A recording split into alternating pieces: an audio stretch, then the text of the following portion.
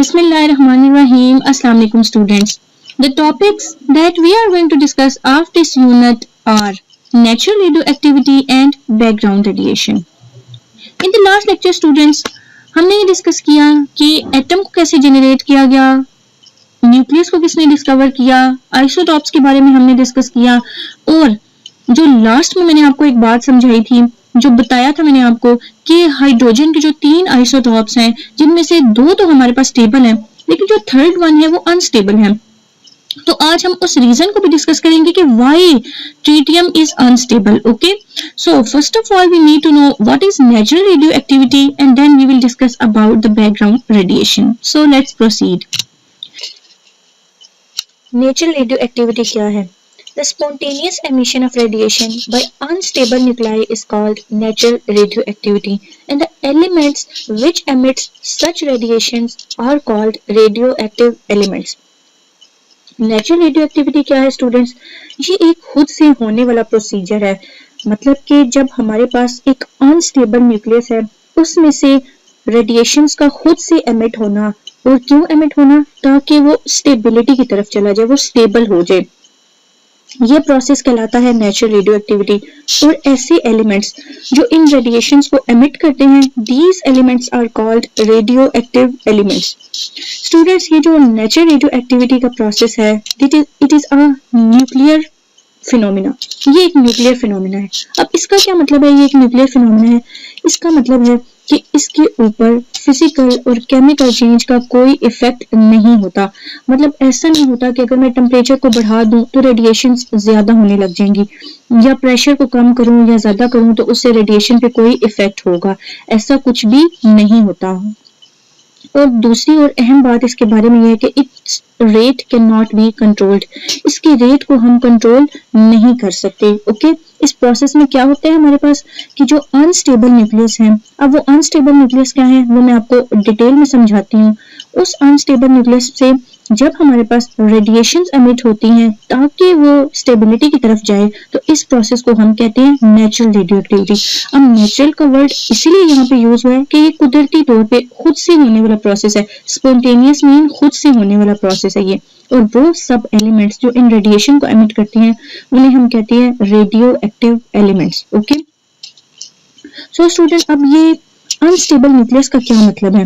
Unstable nucleus का मतलब समझने के लिए आपको समझना पड़ेगा स्टेबिलिटी बेल्ट क्या होता है। सो आपको ये एक ग्राफ टाइप एक ये फिगर नजर आ रही है। It is just like a graph. ये जो स्टेबिलिटी बेल्ट है, it is just like a graph. यहाँ पे हम एक साइड पे नंबर ऑफ न्यूट्रॉन्स लेते हैं और एक साइड पे नंबर ऑफ प्रोटॉन लेते हैं। अगर ये स्टेबिलिटी बेल्ट आपको समझ आ जाए तो आपको बहुत अच्छे से क्लियर हो जाएगा कि कौन से जो न्यूक्लियस है वो हमारे पास स्टेबल है और कौन से अनस्टेबल है। ये जो आपको लाइन नजर आ रही है, दैट इज स्टेबिलिटी बेल्ट।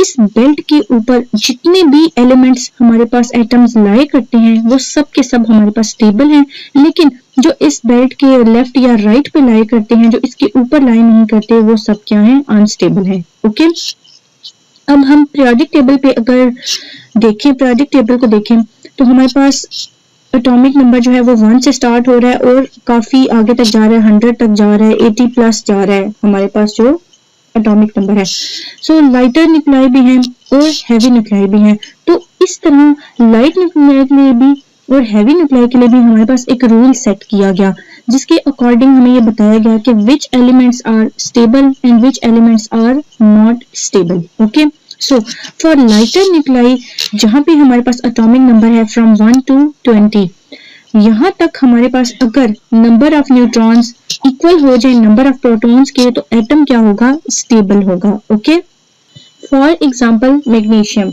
अब मैग्नीशियम में हमारे पास नंबर ऑफ प्रोटॉन और नंबर ऑफ न्यूट्रॉन्स क्या होते हैं? वो इक्वल होते हैं। लेकिन अब हमारे पास जो हाइड्रोजन का आइसोटॉप है ट्रिटियम, उसका तो एटॉमिक नंबर 1 है, लेकिन मैंने आपको कहा कि वो अनस्टेबल है। तो वो क्यों अनस्टेबल है? उसकी रीजन ही यही है कि वहां पे number of proton and number of neutrons are not equal. So rule तो हमें ये कह रहे हैं कि एटॉमिक नंबर 1 से लेके एटॉमिक नंबर 20 तक number of neutrons should be equal to number of protons, then atom is stable. लेकिन अगर ऐसा नहीं होगा, number of neutrons number of protons के इक्वल नहीं होंगे, तो वो एटम क्या होगा? हमारे पास अनस्टेबल होगा, वो स्टेबल नहीं होगा। ओके, अब बात यहाँ पे खत्म नहीं होती, क्योंकि हमारे पास सब के सब लाइटर न्यूक्लियाई तो नहीं है। एटॉमिक नंबर तो 20 के बाद भी एग्जिस्ट करता है। तो फिर जब हमारे पास हैवी न्यूक्लियाई की बात होती है, यानी कि जब हमारे पास एटॉमिक नंबर ग्रेटर हो जाता है 20 से, तो फिर जाके रूल में लिटिल बिट चेंज आता है। ये दूसरा रूल है हमारे पास कि वहां पे एटम के स्टेबल होने के लिए क्या मस्ट है कि number of neutron should be greater than number of proton. तो नंबर ऑफ न्यूट्रॉन से नंबर ऑफ प्रोटॉन का कम होना, मतलब न्यूट्रॉन्स के नंबर ज्यादा हो और प्रोटॉन का नंबर कम हो, ये मस्ट है। तो एटम क्या होगा, स्टेबल होगा। अब इसकी क्या रीजन है? अगर आप स्टेबिलिटी बेल्ट को देखें तो वो इस तरफ जा रहा है, उसका जो रुख है वो किस तरफ है, न्यूट्रॉन की तरफ है, वो इस साइड पे जा रहा है। सो हमारे पास जब एटॉमिक नंबर 20 से ग्रेटर हो जाएगा तो वहां पे हमारे पास नंबर ऑफ न्यूट्रॉन्स ज्यादा होने चाहिए as compare to number of proton, then atom is stable. Okay, so students, ये थे कुछ रूल जिनके अकॉर्डिंग आप ये पता लगा सकते हैं कि कौन से एलिमेंट्स हमारे पास स्टेबल है और कौन से अनस्टेबल है। अब जो अनस्टेबल होंगे वो भी अपने आप को स्टेबल करने की कोशिश करेंगे, और इस कोशिश में जब उनमें से रेडिएशंस एमिट होंगी तो ये प्रोसेस हमारे पास कहलाएगा नेचुरल रेडियो एक्टिविटी, और वो सब एलिमेंट्स हमारे पास होंगे radio active elements. I hope you got it. Okay, अब हम देखते हैं कि ये नेचुरल रेडियो एक्टिविटी का फिनोमेना हमारे सामने आया कैसे, किसने हमें बताया, कैसे पता चला, क्या हिस्ट्री है इसकी बैक पे। सो स्टूडेंट्स, सो हिस्ट्री हमारे पास नेचुरल रेडियो एक्टिविटी के बिहाइंड क्या है कि एक साइंटिस्ट थे बिकरल, इन 1896 उन्होंने एक्सीडेंटली ये डिस्कवर किया कि जो यूरेनियम सॉल्ट का क्रिस्टल है उसने एक इनविजिबल रेडिएशन को एमिट किया जो हमें नजर नहीं आ रही थी रेडिएशन, और उसने क्या किया, फोटोग्राफिक प्लेट को डार्क कर दिया। उन्होंने साथ साथ ये भी देखा कि इन रेडिएशन के अंदर ये एबिलिटी भी है कि ये किसी भी गैस को क्या कर सकती है, आयनाइज कर सकती है, मतलब आयंस में कन्वर्ट कर सकती है किसी भी गैस को। इसके बाद भी फिर एक्सपेरिमेंट्स किए गए और देखा गया कि और भी कुछ सब्सटेंस हैं, कुछ और एलिमेंट्स भी हैं जो रेडिएशन को क्या करते हैं, एमिट करते हैं। और इसी तरह की जो मोस्ट सिग्निफिकेंट इन्वेस्टिगेशन है वो किसने की, मैरी क्यूरी ने की और उनके हस्बैंड ने की, पेरी ने। और उन्होंने जब एक्सपेरिमेंट्स किए, उनकी इन्वेस्टिगेशन से ये पता चला कि दो न्यू एलिमेंट्स उन्होंने डिस्कवर किए जो रेडिएशन को एमिट करते हैं, और उनका नाम उन्होंने क्या दिया, पोलोनियम एंड रेडियम। मतलब यूरेनियम के अलावा भी जो दो एलिमेंट्स थे जो किसने डिस्कवर किए, मैरी क्यूरी और उनके हस्बैंड ने, उनका क्या नाम था, पोलोनियम एंड रेडियम। वो एलिमेंट्स भी क्या करते हैं, रेडिएशन को एमिट करते हैं। इट मींस वो भी हमारे पास क्या है, अनस्टेबल है। अब यूरेनियम का एटॉमिक नंबर क्या है, 92, ये 80 से ज्यादा है इनका एटॉमिक नंबर, तो ये हमारे पास क्या है, अनस्टेबल है। तो ये अपने आप को स्टेबल करने के लिए क्या करते हैं, रेडिएशंस को एमिट करते हैं। और यही प्रोसेस जिसमें हमारे पास रेडिएशन एमिट होती है by some elements, this process is called natural radioactivity by Marie Curie. Okay, इसके बाद और भी एक्सपेरिमेंट्स परफॉर्म किए गए और ये सजेस्ट किया गया कि जो रेडियो एक्टिविटी है was the result of decay और डिसइंटीग्रेशन ऑफ अनस्टेबल न्यूक्लियाई। मतलब एक्सपेरिमेंट से ये सजेशन दी गई कि ये जो रेडियो एक्टिविटी है ये होती ही तब है, ये प्रोसेस तभी होता है जब हमारे पास एक अनस्टेबल न्यूक्लियाई डिसइंटीग्रेट हो रहा होता है या डिके हो रहा होता है, आहिस्ता आहिस्ता कम हो रहा होता है। इट मींस कि वो किस तरफ आ रहा होता है, वो स्टेबिलिटी की तरफ आ रहा होता है। ओके, तो स्टूडेंट्स अब हम देखेंगे कि वो कौन सी रेडिएशंस हैं, कितने टाइप की वो रेडिएशंस हैं जो ये एलिमेंट्स एमिट करते हैं अपने आप को स्टेबिलिटी की तरफ लाने के लिए। तो वो जो रेडिएशंस है हमारे पास वो 3 टाइप्स की हैं, alpha particles, beta particles and gamma rays. ये जो 3 फॉर्म्स ऑफ रेडिएशंस हैं इन्हें स्टडी किया गया एक स्कीम को यूज करके। अब वो स्कीम क्या थी कि एक रेडियो एक्टिव सोर्स को लिया गया जहां से क्या होती है, रेडिएशंस एमिट होती हैं, और उसको प्लेस्ड किया गया इनसाइड द मैग्नेटिक फील्ड।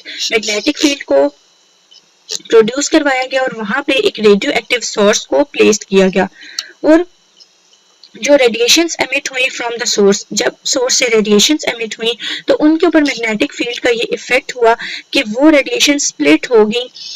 एक रेडिएशन जो है वो बिल्कुल स्ट्रेट चली गई और बाकी दो ने अपने पाथ को क्या कर लिया, चेंज कर लिया। जबकि एक टाइप की रेस पे कोई इफेक्ट नहीं हुआ मैग्नेटिक फील्ड का, जबकि दो तरह की जो ये रेस थी, अल्फा पार्टिकल्स और बीटा पार्टिकल्स, इन्होंने क्या किया, अपने आप को स्प्लिट कर लिया, दोनों एक दूसरे के ऑपोजिट डायरेक्शन में बेंड होगी। जबकि गामा रेज ने अपनी डायरेक्शन को चेंज नहीं किया। हमने ये लेड ब्लॉक के अंदर इस रेडियो एक्टिव सोर्स को प्लेस किया था। Now students, you can check this with the help of this video कि कैसे ये radiations emit हुई. Okay, so watch this.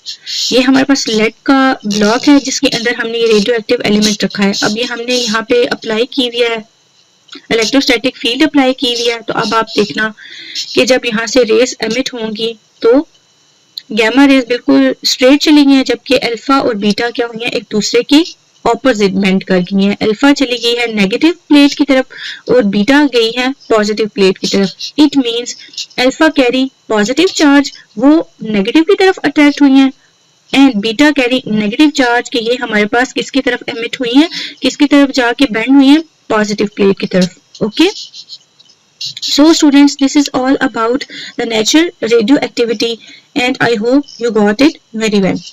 Now we will discuss about the background radiations. अब background radiation क्या है? हमारी एटमॉस्फेयर में डिफरेंट रेडियो एक्टिव सब्सटेंस की वजह से जो भी रेडिएशंस प्रेजेंट हैं उन सबको हम कहते हैं बैकग्राउंड रेडिएशन. हर जगह पे रॉक्स में, सोइल में, water and air of our planet are traces of radioactive elements. हमारी जहाँ पे भी हर जगह पे रॉक्स में और सॉइल, वाटर, हर जगह पे हमारे पास रेडियो एक्टिव एलिमेंट के ट्रेसेस प्रेजेंट हैं और वहां से एमिट होने वाली सब रेडिएशंस जो हैं, जो नेचुरली खुद से एमिट हो रही हैं, वो रेडिएशन, वो सब कहलाती हैं बैकग्राउंड रेडिएशन. ये हमारी एटमॉस्फेयर का, हमारे इन्वायरमेंट का इतना ही पार्ट है, इतना इम्पोर्टेंट पार्ट है, जैसे कि डेली हमारे पास सनशाइन करता है या रेन है, इम्पोर्टेंट है.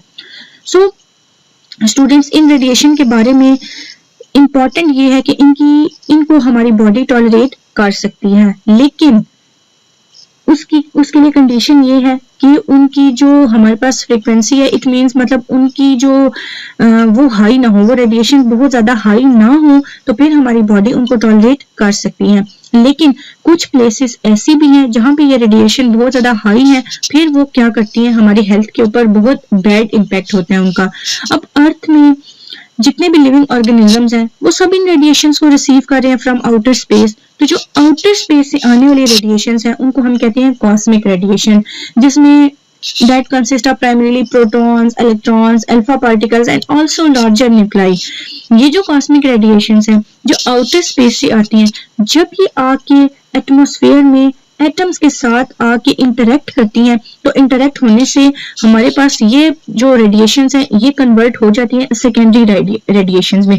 पहले ये अगर जब तक ये इंटरेक्ट नहीं करती तो हम इन्हें कहते हैं प्राइमरी रेडिएशंस, लेकिन जब ये आके हमारे एटमॉस्फेयर में एटम्स के साथ आके इंटरेक्ट करती हैं तो ये हो जाती हैं सेकेंडरी रेडिएशंस. और ये जैसे कि एक्सरेज, मोन्स, protons, alpha particles, electrons and neutrons, ये सब हमारे पास क्या है, सेकेंडरी रेडिएशंस है. सो स्टूडेंट्स, बैकग्राउंड रेडिएशन का मतलब आपको अच्छे से समझ आ गया होगा कि ये हमारे पास वो सब रेडिएशंस हैं जो हमारी एटमॉस्फेयर में क्या है, प्रेजेंट है, और हम इनको इजीली क्या कर सकते हैं, टॉलरेट कर सकते हैं अगर ये हमारे पास हाई ना हो. Okay, and this is all about today's lecture. I hope students you got it very well. So in the case of any query, you can ask me anytime. So thank you. Stay safe and Allah Hafiz.